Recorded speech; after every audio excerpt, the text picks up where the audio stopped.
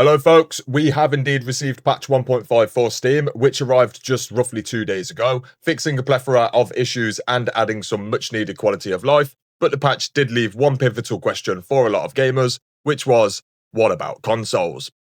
That's right, consoles have very much still been in the dark ages in regards to updates, and I have all of the relevant information regarding this right here. First of all, the update has now been released for consoles already and was confirmed roughly 12 or so hours ago. I've already started my download, but I haven't tested anything in the actual game as of yet, so results are yet to be seen. Now, in regards to why we've had to wait for this update, to fill you all in on the general process here, once the patch was complete, it would have been sent to both Microsoft and Sony for verification, which we'll cover in just a few moments. This verification may begin immediately, or it may take some time, with time being either days or over a week. And then once verification begins and then completes, which also takes time, it will either pass or fail. If it fails, it will need to be sent back for the developers to fix, thus resetting the entire process. However, if it passes, then it will be shortly after put through, and thus console gamers will receive the update. Now, when the patch is sent through to Microsoft and Sony, it would also have been uploaded to Steam straight away, without ever needing to undergo this verification process, so it's very likely that Microsoft and Sony both received this update just a few days ago. Now, in regards to this verification process, a lot of folks are unaware as to why this is the case. Some gamers have ran into these situations before, but for those who haven't, I'll bring you all up to speed very quickly. Sometimes we may see a game release on both PC and console, or even originally release on PC, and then later come to console through a port. When this occurs, there are sometimes instances of one platform's version being outdated compared to the other, and in most instances, it's almost exclusively PC that is further ahead of console.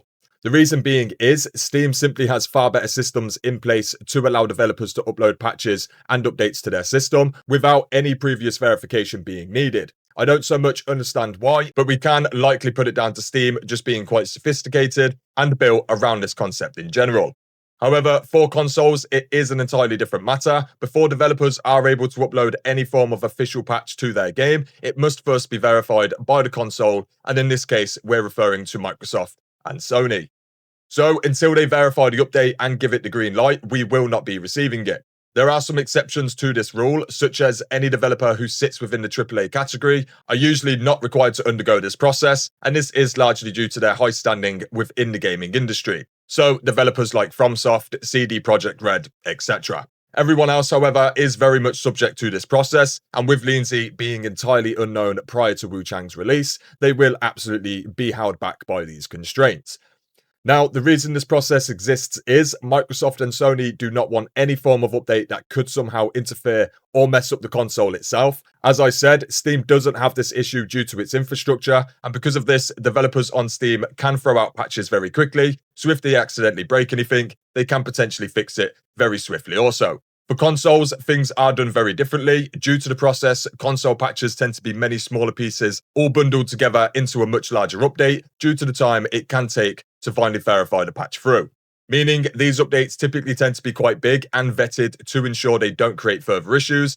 It's not always the case, but it is what is most commonly seen. So, with all of this said and done, in regards to Microsoft and Sony receiving future updates, we simply just need to cross our fingers and hope they do pass verification. If it doesn't, then we stand to be waiting quite some time. However, even if it does pass verification, it's possible we may still be waiting up to or even over a week, mainly because of the entire verification process in general.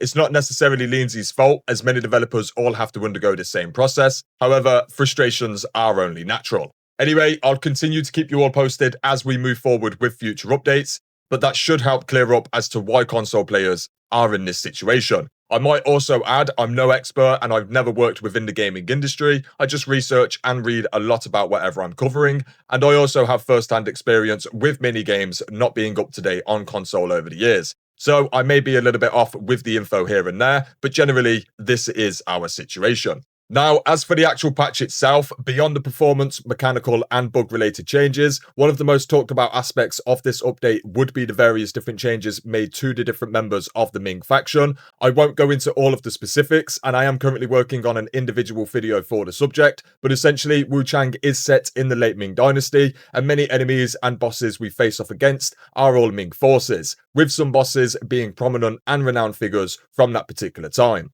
During the same time, Qing forces had invaded and eventually conquered the Ming dynasty, thus founding the Qing dynasty. This is quite a controversial period of Chinese history, where neither side does look particularly great, and it was largely assumed by the Chinese player base that Wuchang would be fighting for the Ming dynasty and defending against foreign invaders, or even taking a neutral stance between both Ming and Qing forces.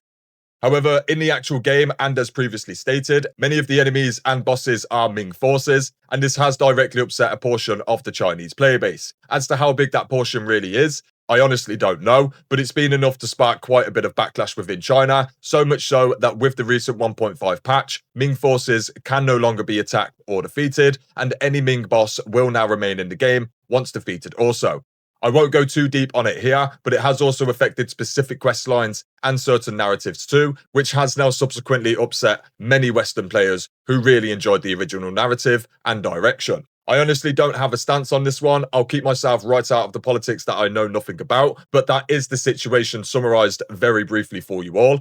As I said, I'm working on a more fleshed out video covering the entire subject, as there is a lot more to it than what I just covered, but we have very much discussed the main aspects. Now, that's about all of the Wuchang news for this video covered, but if you don't mind, folks, I would like to discuss a few other things regarding the Souls-like and action RPG genres, but mainly the channel overall. Newcomers to the channel may not know, but we cover all things gaming news and update related for any specific games that are currently being featured on the channel. At the moment, this is exclusively in regards to the first Berserker Kazan and now Wuchang Fallen Feathers, with me throwing in some Where Winds Meet in anticipation for the announcement of its release date, which is very much set to be sometime this year. And that's not just the announcement of the release, but the game should be arriving this year itself, which will be releasing on PlayStation 5 and PC, with pretty much no word on Xbox, and it's a single-player / MMO action RPG with heavy wuxia vibes and quite unlike anything I've played before.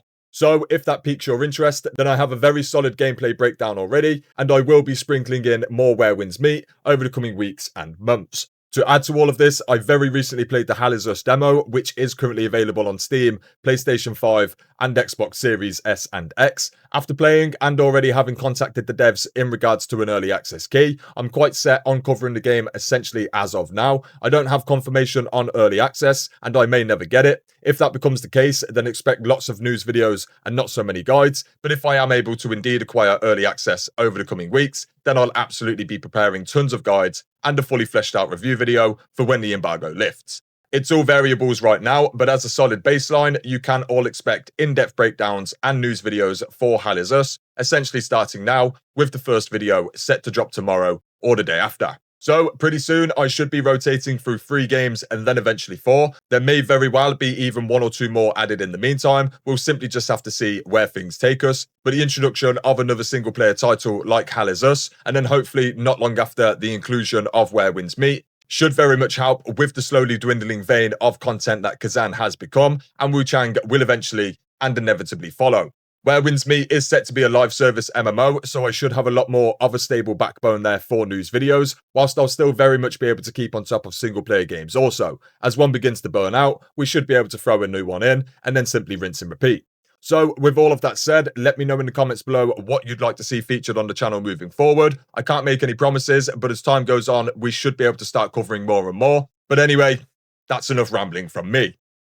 That would very much be it for this video, folks. I'll be back soon with more Wuchang, Kazan, Where Winds Meet, and Hell Is Us. And I do have a range of guide and news videos on the channel already, so do feel free to stop on by and check things out. Otherwise, thanks for watching, folks, and until next time, peace.